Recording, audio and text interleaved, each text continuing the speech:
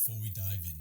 Subscribe to the Wellness Architect podcast on Spotify, Apple or YouTube so you don't miss what's coming next. And if you want to go deeper, join our school community. This is where men like us rebuild energy, strength and confidence together, brick by brick. The link's in the show notes.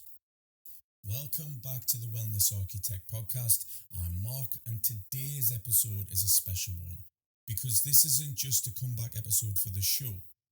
It's a comeback for me personally. If you're a busy dad trying to get your energy, strength and confidence back, then this episode is for you. I've been there. Setbacks, fatigue, family pressures, losing my rhythm, even losing control of my emotions. But I also found the systems that pulled me out of that spiral and got me building again. And today, I'm going to share that with you step by step. Think of this episode as a blueprint for your own comeback. Let's start with the thing that changed everything. It was sleep. I used to wear poor sleep like a badge of honour, a sign of just to push through, or the Bon Jovi song, I'll sleep when I'm dead. Staying up late to get more done, or scrolling on my phone because I felt like I deserved downtime. But the truth is, when my sleep was all over the place, nothing else worked. I woke up groggy, I crashed in the afternoon, and no amount of caffeine would help me. So here's exactly what I did to fix that. I had a wind down routine. I set a hard cut-off point 1 hour before bed. No screens. Instead, I stretched, journaled, or read, or all three. I made my bedroom darker, cooler, and clutter-free. So little things like blackout curtains if you can, no TV, and even leaving my phone off or outside the bedroom made a big difference. Now, I'd be lying if I said, yeah, I did all that and then boom, best night's sleep and always has been since. Well, no. It was a slow process, but it was consistent. If I felt wrecked during the day, I didn't force myself into the grind. I took 10 to 20 minutes out of NSDR. Headphones in, eyes shut, guided audio. That reset me for the rest of the day until I managed to nail my nights consistently. NSDR, I'll go deeper in another episode about this, but for now it means non-sleep deep rest, or the ancient practice of yoga nidra. It's a mix of like a power nap and a meditation. It helps your brain and body recharge without actually lying down. You can lie down, but it's best done if you're sitting up, especially if you're in the office. And you listen to an audio, a guided audio, just to let your nervous system calm down. 10, 15, 20 minutes of NSDR is proven to have the same benefits as a full night's sleep. It can even help you sleep that night too. So here's the takeaway for you. Don't chase motivation, chase recovery. Because without sleep, nothing sticks. Even food choices and cravings go south. Make one small change tonight and you'll feel it tomorrow. Once my sleep was under control, I looked at how I could fuel my body. So for years, I just winged it. I ate whatever was quick. I'd grab water whenever I remembered and then wondered why I felt so drained all of the time. So I put 2 clear, measurable rules in place. Protein, 0.7 to 1 gram per pound of body weight. So for me, that looks like 179 pounds. So my protein goal for the day was 179 grams or thereabouts. It didn't have to be nail on, as I'm not training to be an Olympic athlete. I'm not training for a marathon. But around that figure was my non-negotiable. I spread it across 3 or 4 meals.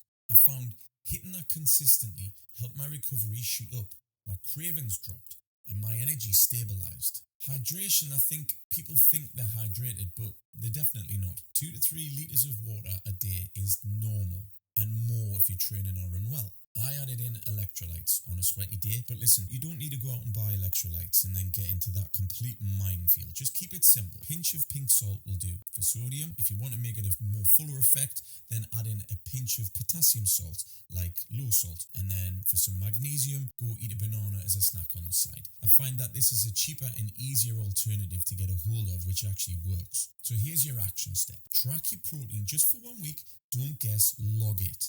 You'll be shocked at how low it usually is. By building your meals around protein first, it will help you stay fuller for longer. It'll build muscle whilst losing fat and aid your recovery. I'll go into that and more body composition in a future episode, so keep an eye out for that one. If you pair that with proper hydration, you'll notice the difference in a few days. Clearer focus, less soreness, better moods. Now, let's talk about something most men completely ignore: stress and emotions. I'll be real, I've lost it on more than one occasion. I've snapped at my wife, got impatient with my kids, as we all do, bottle things up. Here's the truth: if you can't manage your emotions, you can't manage your health. You can't lead at work and you can't lead at home. So I leaned into emotional intelligence. Every night I would reflect on 3 questions. What worked today? Where did I react badly? And what can I do differently tomorrow? This simple reflection gave me self-awareness. It helped me stop living on autopilot. You see, a lot of what I was doing and how I reacted came from old learned habits, and generally I was completely unaware that I was doing them. Here's an action step for you. Tonight, before bed, write down one thing you did well and one thing you'd like to handle better tomorrow. Now, I know I said write it down, and the reason I said that is because when you do this, it becomes an awareness, not just a passing thought. Once you do that, you're making yourself consciously aware of a habit or behavior. This can help you regulate your emotions and reactions. Do it for a week, you'll see your patterns. And once you see them, you can change them. You know, one of the best moves I ever made was integrating my family into my routines. I stopped treating health as a solo project. Instead, I made it a family one. I played one-to-one with the kids. I played football in the garden. I chased them around. I got them running with me, turning my recovery jogs into bonding time. We stretched together as they're both dancers. So it was a laugh getting them to coach me. And then at night, we would brush our teeth together. Now, I know that sounds small, but it sets a signal. The day's done, fasting begins, a fresh start tomorrow. This helped my kids build good habits. I had accountability, and we stayed connected through something really simple. So here's an action step for you to try. Pick one habit and bring it into your family. It could be stretching, it could be brushing your teeth, or even an evening walk. Don't overcomplicate it. Just start with one and see how it goes. Finally, let's talk about fasting. And I'm not talking about extreme fasting or all-day fasting.